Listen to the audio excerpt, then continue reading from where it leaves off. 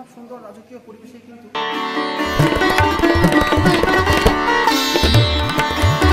দেখতেই পাচ্ছেন যে মন্দির যে অভ্যন্তরীণ তা কিন্তু অনেকটাই কিন্তু রাজকীয় সমাবেশ বলা যায়।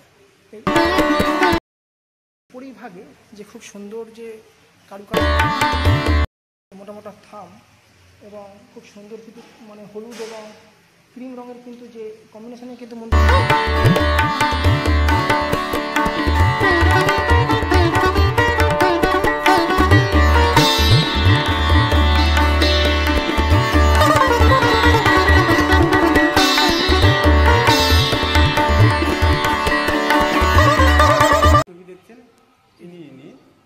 এনারা কিন্তু মন্দিরের মেন প্রতিষ্ঠা। আচ্ছা আচ্ছা, প্রতিষ্ঠা এই যে দুপুরে ভোগ হওয়ার পর রাত 9টার সময় মিষ্টি আর দই দেওয়া হবে। আচ্ছা আচ্ছা।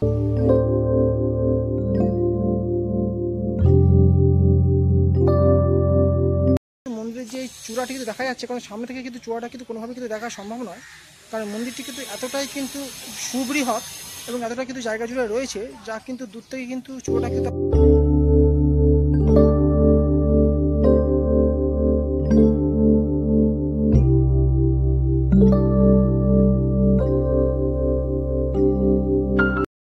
কলকাতা ওয়ান্ডার ট্রাভেল ইউটিউব চ্যানেলের পক্ষ থেকে আপনাদেরকে স্বাগত জানাই। বন্ধুরা কেমন আছেন? আশা করি ভালো আছেন।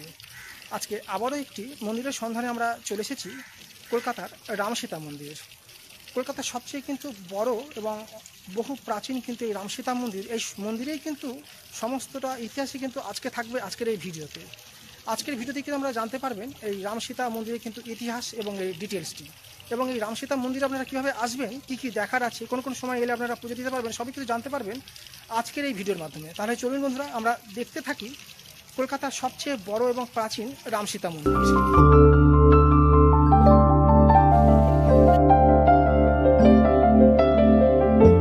বিল্ডিংটি সেটি কিন্তু অনেকটা বড় হিউক আকৃতির, দেখতেই পাচ্ছেন অনেকটাই কিন্তু জায়গা জুড়ে কিন্তু রয়েছে এই মন্দিরটি। এবং মন্দিরের যে উপরে ভাগে দেখতে পাচ্ছি আমরা লাল এবং সাদার উপরে কিন্তু কম্বিনেশনে কিন্তু মন্দিরটা কিন্তু আমরা দেখতে পেয়ে যাচ্ছি। এবং যেহেতু বহু প্রাচীন মন্দির হওয়ার জন্য কিন্তু মন্দিরের কিন্তু অনেক জায়গায় কিন্তু একটু ভাঙাচোর অবস্থা হয়েছে এবং কিছুটা কিন্তু রঙটাও কিন্তু চটে গেছে, সেটা কিন্তু আমরা দেখতে পাচ্ছি। এর থেকে কিন্তু বোঝা যায় যে এই মন্দিরটি কিন্তু অনেকটাই কিন্তু প্রাচীন। এবং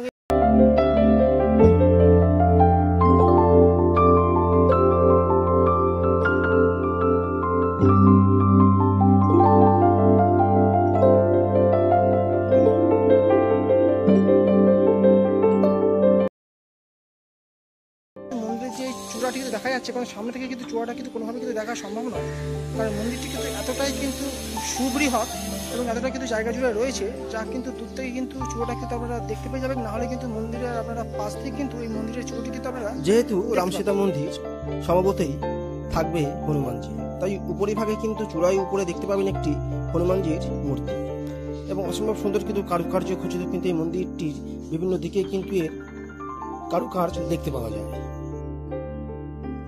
শতবর্ষ প্রাচীন এই মন্দিরটি 1926 খ্রিস্টাব্দের 15ই জুলাই 1333 বঙ্গাব্দে 30শে আষাঢ় প্রতিষ্ঠা করেছিলেন শীতলচন্দ্র বন্দ্যোপাধ্যায় এবং তার স্ত্রী রাজলক্ষ্মী দেবী।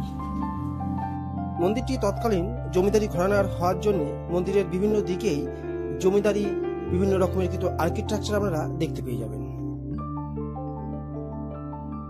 এখানে যদি পুজো দিতে আসেন এই রামসীতা মন্দিরে, তাহলে এই মন্দিরেই কিন্তু দেখতে পেয়ে যাবেন একটি কিন্তু ফুলের দোকান। এখান থেকে কিন্তু আমরা ইচ্ছে করে কিন্তু ফুল ক্রয় করে কিন্তু রামসীতা মন্দিরে কিন্তু আমরা কিন্তু পূজার জন্য কিন্তু নিয়ে যেতে পারি, মানে ফুলটা শুধু কিনতে।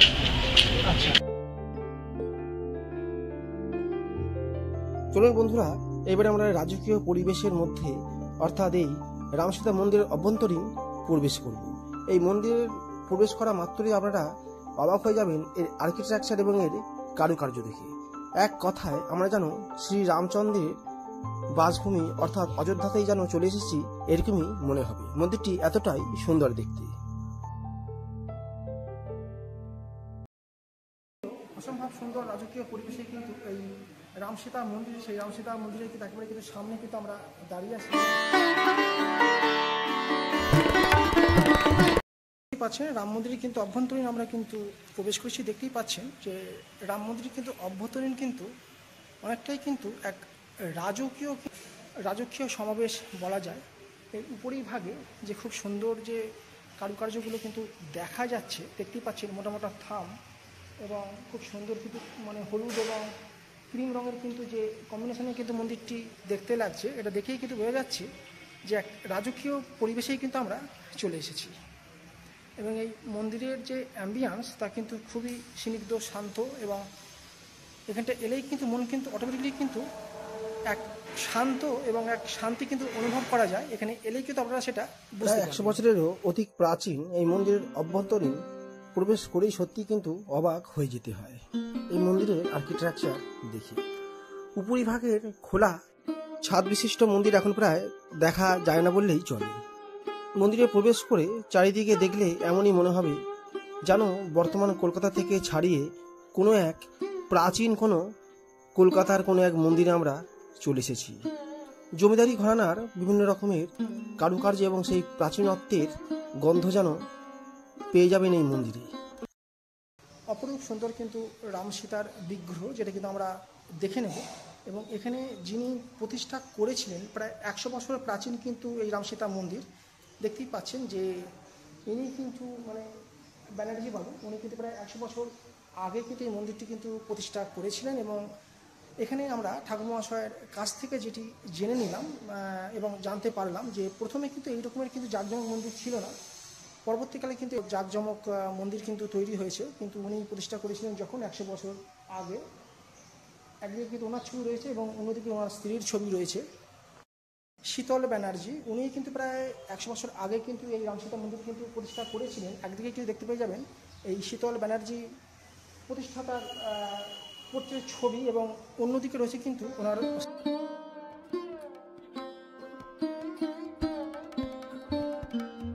স্ত্রীর পোর্ট্রেট ছবি, যেটা কিন্তু মন্দিরের কিন্তু প্রবেশ পথেই কিন্তু আমরা দেখতে পেয়ে যাই। অনেক প্রাচীন মন্দির দেখেই কিন্তু আপনারা বুঝতেই পাচ্ছেন মন্দিরেও অনেকটা জায়গায় কিন্তু অনেকটা রং চটে গেছে, এবং মন্দিরের যে এই ওনাদের যে ছবি তাতে কিন্তু রংটা চটে গেছে দেখে কিন্তু বোঝা যাচ্ছে।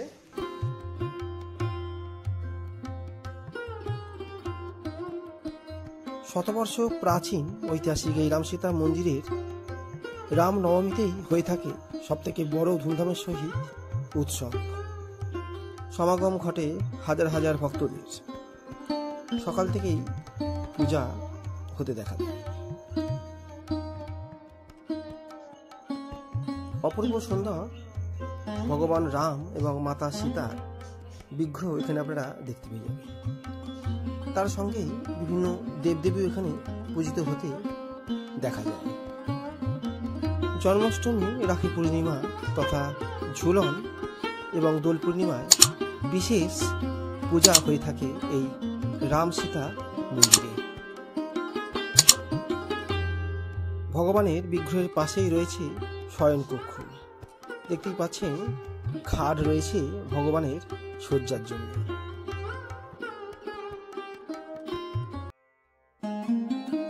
মন্দিরটি যে কর্নার থেকে আপনারা দেখুন না কেন, এক জমিদারি রাজকীয় এক অনুভূতি পাবেন। ইনারি প্রথম বিগ্রহ এসে হাজির করে, তখন এত সব ছিল না, এত মার্বেল তেমন ছিল না। বড় মন্দির, জমিদার বাড়ি তো বড় মন্দির করে একটা প্রতিষ্ঠা করেছিল। এই থেকে আমরা পুজো, এই রাজ্যে যিনি পুজো করেছেন তিনি হচ্ছেন দুর্গেশ বাবু, দুর্গেশ মিশ্র বাবু। এই যে ছবি দেখছেন ইনি এনারা কিন্তু মন্দিরের মেন প্রতিষ্ঠা করেছেন।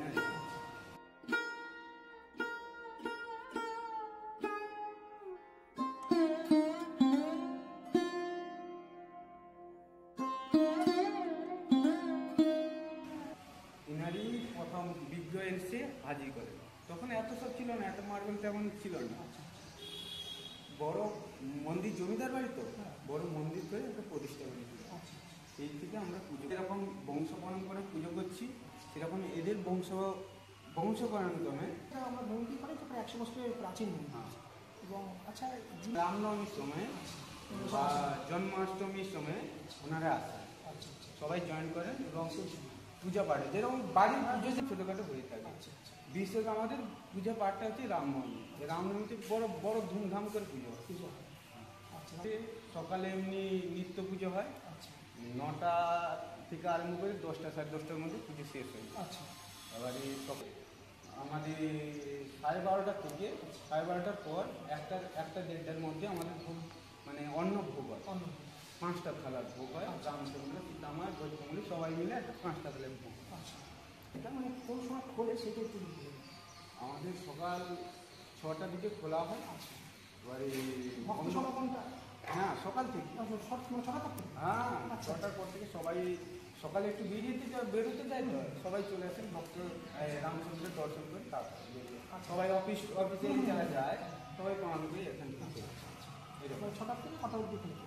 6টা থেকে বললাম না, এই যে ভোগ যে হয় আপনার 12টা সাড়ে 12টা এমন টাইম পর্যন্ত খোলা থাকে। তারপর মন্দির বন্ধ হয়ে যায়। তারপর ঠিক 4টা সাড়ে 4টার পর আবার খোলা হয়, 9টার দিকে বন্ধ হয়। আচ্ছা, রাত্রি 9টার দিকে। এবং আমাদের রাত্রি এই যে দুপুরে ভোগ হওয়ার পর রাত্রি 9টার সময় মিষ্টি আর দই দেওয়া হয়ে থাকে। আচ্ছা আচ্ছা, ওটা করে মন্দির বন্ধ করা হয়। শতবর্ষ প্রাচীন এই রামসীতা মন্দিরে আপনারা কিভাবে আসবেন? শিয়ালদাগামী যে কোনো বাসে করেই আপনাদের নামতে হবে আহমেদ ডেন্টাল কলেজ অ্যান্ড হসপিটালের একেবারে সামনে। এই হসপিটালটা আছে এনআরএস হসপিটালের ঠিক পাশেই। আহমেদ ডেন্টাল হসপিটালের ঠিক অপোজিট রাস্তাতেই আপনাদেরকে চলে আসতে হবে। দেখতেই পাচ্ছেন হসপিটালটির ঠিক অপোজিট যে রাস্তাটা দেখা যাচ্ছে, ঠিক অপোজিটের রাস্তার গলির ভিতরেই আপনাদেরকে প্রবেশ করতে হবে। দেখতেই পাচ্ছেন যে হাউস অফ টাইম, ঠিক এই দোকানের ঠিক সামনের যে সোজা যে রাস্তাটা আপনারা দেখতে পাচ্ছেন, এই সোজা সুজি রাস্তাতে আপনাদেরকে প্রবেশ করতে হবে। ঠিক 2 মিনিটের দূরত্বের মধ্যে আপনারা পেয়ে যাবেন এই শতাধিক প্রাচীন রামসীতা মন্দিরটি। দেখতেই পাচ্ছেন গলি দিয়ে প্রবেশ করে আমি এখন যাচ্ছি, ঠিক 2 থেকে 3 মিনিটের মধ্যেই কিন্তু পৌঁছে যাব ঠিক রামসীতা মন্দিরের কিন্তু একেবারে সামনেই। আমি কিন্তু এখন পৌঁছে গেছি ঐতিহাসিক রামসীতা মন্দিরের একেবারে কিন্তু সামনে। আপনারাও কিন্তু চাইলে এইভাবে কিন্তু চলে আসতে পারেন। আজকের এই ভিডিওটি যদি ভালো লেগে থাকে তাহলে অবশ্যই কলকাতা ওয়ান্ডার ট্রাভেল ইউটিউব চ্যানেলকে সাবস্ক্রাইব করে পাশে থাকবেন। এরকম কিন্তু নানা রকম কিন্তু জানা অজানা ট্রাভেলিং সংক্রান্ত ভিডিও এবং মন্দির সংক্রান্ত ভিডিও পেয়ে যাবেন এই চ্যানেলের মাধ্যমে। ধন্যবাদ। নেক্সট ভিডিও খুব তাড়াতাড়ি আসতে চলেছে। ভালো থাকবেন, সুস্থ থাকবেন। জয় রাধা মাধবের জয়।